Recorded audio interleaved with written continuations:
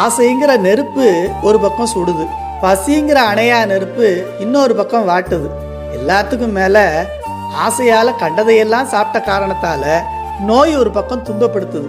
இப்படி இதுக்கெல்லாம் தீனி போடுறதுலயே வாழ்க்கையை வீணா கழிச்சுக்கிட்டு இருந்த என்ன, நடராஜா நீயே குருநாதராக எழுந்தருளி வந்து உன் குளிர்ச்சியான திருக்கரத்தை என் தலையிலையும் மார்பலையும் வச்சு இந்த 3 தீயையும் அணைச்சு உன் பெரிய கருணையை எனக்கு ஞானமாக கொடுத்து இந்த உலக விஷயங்களை எல்லாம் பொய்ன்னு காட்டி அதனால துன்பமே வருங்கிறதையும் எனக்கு புரிய வச்ச உன் மேலான சிவானந்தம் அருளும் தூக்கிய திருவடிய எனக்கு தந்தது எவ்வளவு பெரிய அதிசயம்.